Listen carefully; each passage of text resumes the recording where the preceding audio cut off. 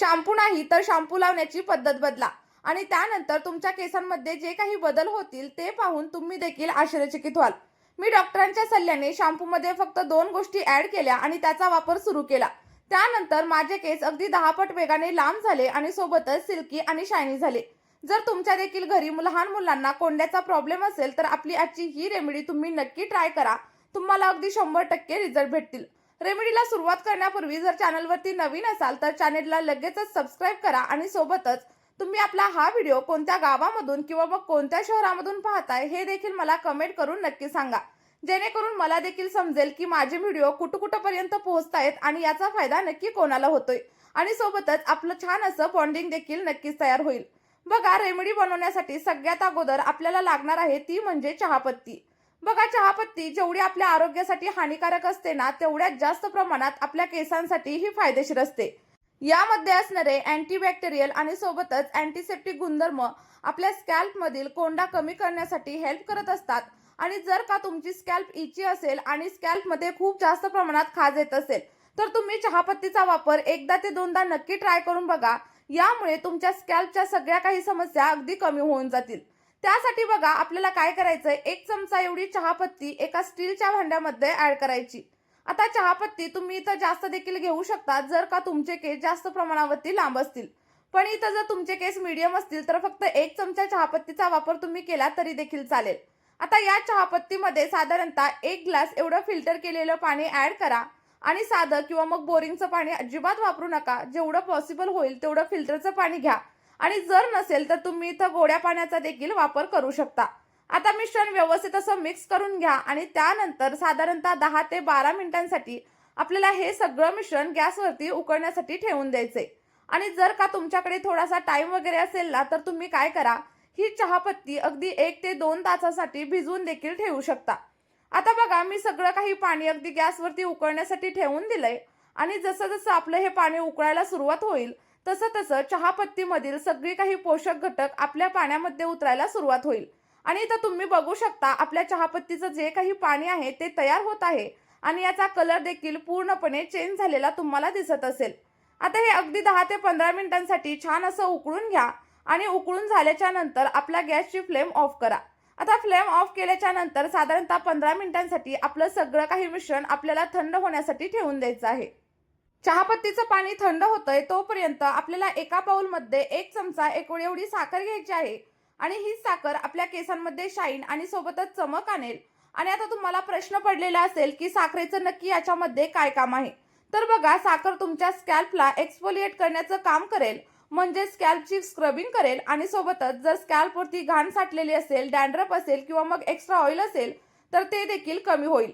जर dead skin cells असतील त्या दूर होण्यासाठी हेल्प होईल आणि स्कॅल्प अगदी स्वच्छ होईल. आणि यामुळे काय होतं तर आपल्या केसांच्या वाढीसाठी एक वेगळाच बूस्ट मिळतो आणि केस अगदी लांब आणि दाट होण्यासाठी हेल्प होते. आता त्यानंतर याच्यामध्ये साधारणतः अर्धा चमचा किंवा मग 1 चमचा एवढं नारळाचं तेल म्हणजेच कोकोनट ऑइल आपल्याला ऍड करायचं आहे.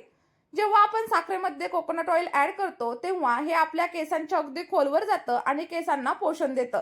सोबतच जर केस खूप जास्त ड्राय आणि डॅमेज झालेले असतील तर ते देखील हायड्रेटेड होतात आणि मुलायम होण्यासाठी हेल्प होते. जर तुम्हाला घरच्या घरी आणि पार्लरमध्येही न जाता अगदी सिल्की, स्मूथ आणि शायनी केस हवे असतील ना तर आपला हा व्हायरल असा शॅम्पू हॅक तुम्ही नक्की ट्राय करा. तुम्हाला 100% याचे रिझल्ट भेटतील आणि सगळे काही हेअर प्रॉब्लेम देखील अगदी दूर होऊन जातील.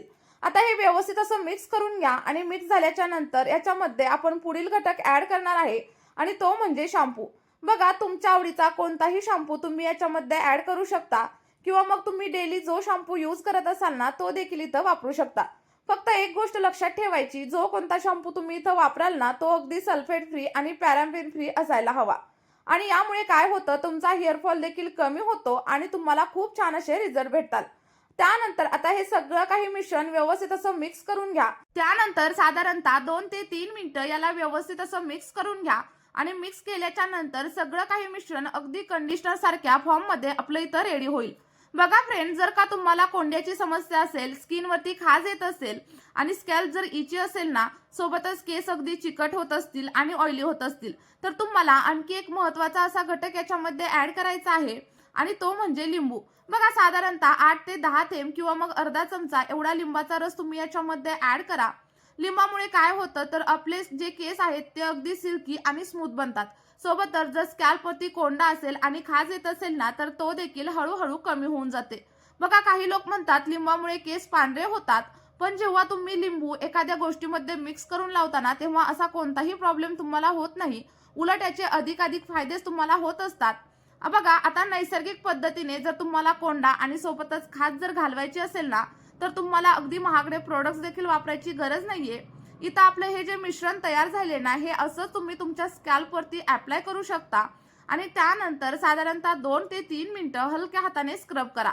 यामुळे आपल्या स्कॅल्पवरील सगळी काही घाण, डॅन्ड्रफ आणि सोबतच पोल्युशनमुळे झालेले सगळे काही इफेक्ट निघून जातील.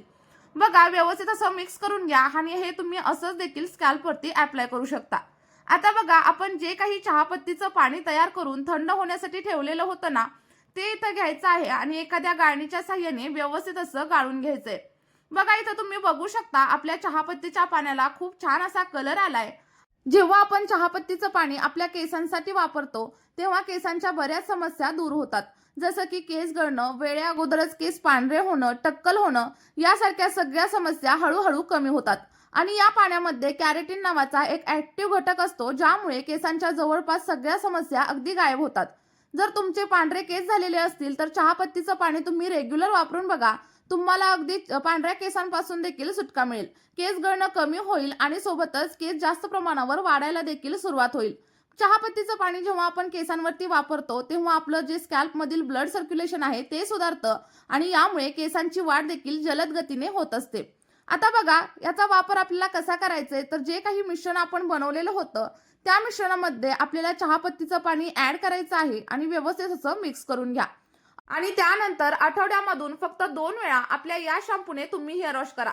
अगदी तुम्हाला 100% रिझल्ट भेटतील. आणि जर का तुम्ही महागडे असे शॅम्पू वापरत असाल आणि त्यांचा कोणताच फायदा तुमच्या केसांना होत नसेल तर आपली आजची ही रेमेडी तुम्ही नक्की ट्राय करून बघा. तुम्हाला अगदी 100% इफेक्ट भेटतील. आणि हे जे मिश्रण आहे ना ते तुम्ही बनवून वगैरे अजिबात ठेवू नका.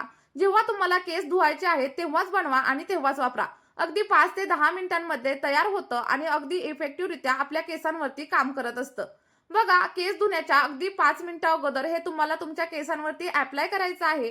2 ते 3 मिनिटं हलक्या हाताने मसाज करायचा आणि त्यानंतर थंड पाण्याने केस धुवून टाकायचे. आपली ही रेमेडी अगदी लहानांपासून ते मोठ्यांपर्यंत सगळे लोक वापरू शकतात.